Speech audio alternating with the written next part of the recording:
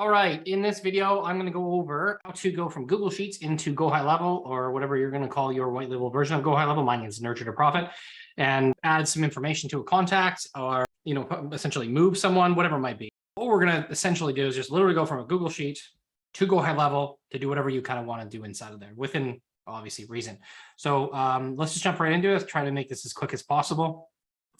So the first thing we want to do is we want to have a Google Sheet. So I created just something very basic, was like, let's add a note or something inside of there, okay? Because I just, for lack of better imagination, it's kind of where I'm at. So we have a name, we have an email, we have a phone number, we have a note, and then we have a send, and then we have a sent, right? This is the trigger column, and this is like the success column, if that makes sense. So first thing we want to do is we want to obviously have the trigger step in Zapier to be a new spreadsheet. We're actually going to go off of new or updated spreadsheet row. And then I'm going to go find my account. Here we are. Okay, and so the spreadsheet is going to be the Zapier testing right there. And then the worksheet is going to be the GHL one that I had. And the trigger column, right? I told you the trigger column is going to be E, which is send. I'm going to go to trigger column, and I'm going to go to E, which is send. And we're going to hit continue. We'll see if anything comes in here. There might not be. So I'm going to pump in here. I'm going to go send. Okay. And then I'm going to test this again. And hopefully we got our test in here. There it is. So we're going to continue. And then I like to filter. And I know I do this a lot in my videos, but I like to just make sure that like I'm not paying for things that I don't need to. So we're going to just make sure that the send contains send, lowercase. Oops, no enter. And the sent does not contain sent. Okay, and so what this is going to do is it's going to say, we want to make sure that this column here contains send, but this column here doesn't contain sent, because if it says sent, it means this is already done what it's supposed to do, right? So we don't want it to go through, right? So if this column says send, and this does not contain sent. So example, if this says sent, this wouldn't go through, but this, this would. Does that make sense? So that's kind of how I want to set it up. And we're going to hit continue, and it should be going through. It should say, oh, let's double check. Column E is empty. So let's do, let me just go back to original. Go. Let's pull in another test maybe. Column E is blank. So let's go to A. Again, so let's just pull in more. See, it's column E says send. There we go. Continue, reset, retest. Perfect, works, and it's missing. So we're going to hit continue, and then obviously we're going to go to GoHighLevel, which is obviously lead connector. Okay, and if you don't know how to add an account, so let's just actually go through. We're going to add or update a contact. Is what we could do, or we could just add or update an opportunity. I might just do opportunity to add a note. So we're going to hit continue. Actually, let's just do contact. Let me just double check. Bear with me here. I am spitballing this tutorial here. So contact, let's just check someone. Should be able to. Okay, so in order to add an account in Zapier, right, you're going to come in here, and so I'm just going to add or update a contact. We're going to continue. Here's your accounts that you can pick from. You're going to hit connect a new account, and it's going to ask for an API key, which is right here. Okay, and when you're in here, you're going to go to your business info, right, and you're going to just copy your API key straight into there, and then it's going to work. So let's go up to Nurture to Profit, which is the account I'm going to be in. And we're going to hit back. Perfect. So what we're going to do is we're going to start mapping our fields from up here. So what did we have? We had name, email, phone number, and a note. So essentially what we want to do is we want to do full name if you're going to be pulling in full name or whatever it might be. You don't necessarily have to do this part. So just so everyone's aware, is when you're doing this, you really only need one field that's never going to change. And generally that's an email. So what I suggest is we don't even need this stuff.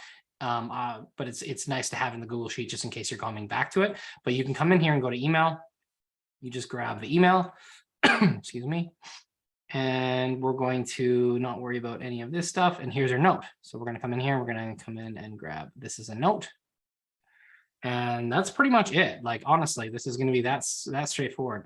Actually, it might ask me a required field in here. So we have to double check that. Mark Lee as a lead. You can yes or no this if you want to. And we're going to hit continue. And we're going to hit test and review because I like to make sure I see it. And it just says success.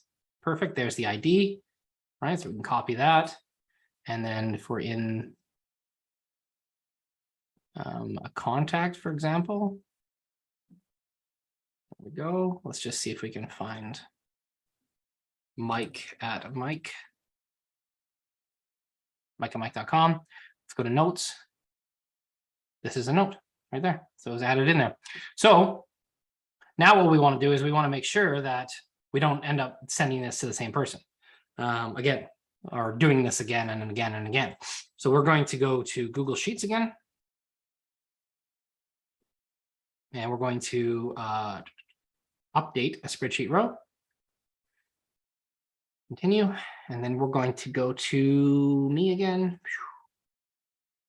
Continue. And we're going to pick the same sheet again. Obviously, we just want to go update to make sure we don't send it to the same person again. Okay, so this is, we're going to go custom. We're going to grab the row from up here, which is just going to be the row ID. We don't need to update anything other than sent, and we're just going to put lowercase sent in here. Hit continue. And then if we come in here, obviously it doesn't say sent.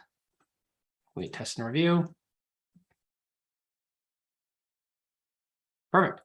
So now I'm just going to change this up. I'm going to go, let's just try this out.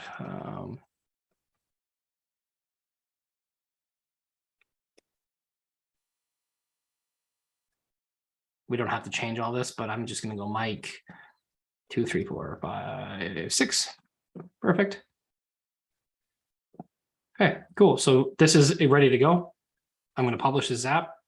Now, I'll keep in mind that this may take like up to 20 minutes sometimes for the first one to go through. Don't know why. It normally says instant, but I've had experience in the past where I'm not going to transfer that because that's not going to be a true test. Close. Okay, so basically, and then I'm just going to name this. This is just going to be Google Sheet to GHL update note. Okay, so I'm going to come in here and I'm going to click into send, and then I'm going to hit enter. And I like to hit enter just because for some reason I find it triggers better, but I mean, it might actually not. So we're going to sit here and wait. And again, I might speed this up depending on how long it takes. But we're waiting for the, obviously, column F to come in here and say sent. And sent could be success. It could be whatever you want to call it. I just like calling it sent. So we're just going to hang out and wait. A couple things that we can do while we're waiting is we can go to history and just see if it's actually triggered or it's playing, which is it's not yet. And sometimes it takes a while for this first one to go through and start triggering. Don't ask me why. Sometimes it just does. I don't know why it does it. And the other thing that you can do is you can actually create more than one test. I find that if you create more than one test, it ends up working a little bit nicer. So I just triggered that a bunch of times. So we're going to come in here and start changing these up. These emails, and then I just like to get it to trigger at least once. Okay, and then you can come in here and go send, send, send, send. And it's just obviously going to create a couple different things that Zapier can pick up on, right? I just find the first one, it takes a while for it to pick up on. And then after that, you can go delete your tests out of there and go from there. So again, keep in mind, this is going to take, again, it takes a while for the first one to come through. And we can just sit here and wait for this to come through. I like to sit here and just excessively refresh because I have zero patience. And again, I'll probably speed this part up. And sometimes what you don't have to do, actually, I don't want to edit this, is you can go back through some other ones that you've done and see if you can get them to get filtered as well. So if you already have some, like your one that had sent in here, you can come back in here and change this up to a bunch of different things. enter. Let's see if you can get that one to trigger as well. Don't ask me why this takes so fucking long to trigger. Sometimes it does. Sometimes it doesn't. 99% of the time, though, I'm sitting here for a while. And sometimes it's good to just go away and come back, to be honest with you. Start something else. And then if it doesn't work and it's seemingly like being a big pain in the butt, oh, there it goes. Look at that. See? Sometimes when you just become extremely impatient, there you go. So we come into the Zap here. Don't know why it takes that long. It's supposed to be instant, but see, one's filtered, the rest are success. If I go into my account here and I go to contacts, I should be able to go and find these people in their notes. So let's go back. Okay, here they all are. See that? And we didn't update their names because they're not in there. If you wanted to, for example, if you're just updating someone, then you would only need to come in with their email. If you are updating them with their name and number, name, email, all that kind of stuff, then you would just come into this part of the spot. So edit draft, open up in here, and then you would just add in full name from here, right? Phone number from here, that, and then you would map in whatever else you need to map in. If you already have people, like say for example this sheet, or you know for a fact that everyone in that sheet is already in here, then it'd be good. But it's up to you how you want to do it. You technically only need one field for it to. Okay, I'm going to notes, and then this is a note. It's already in there, and that was about a minute ago. So now this is pretty basic on like what I'm doing with it. I'm literally going from a Google Sheet, a trigger role called send, and then I'm going to filter it and make sure that this column F doesn't have sent in it. And then I'm going to update, that this contact from here with this note. And then I'm going to update that spreadsheet row in here to have sent, because we don't want to send it again. Hypothetically speaking, you come in here and you updated something by accident. You obviously don't want to send it again.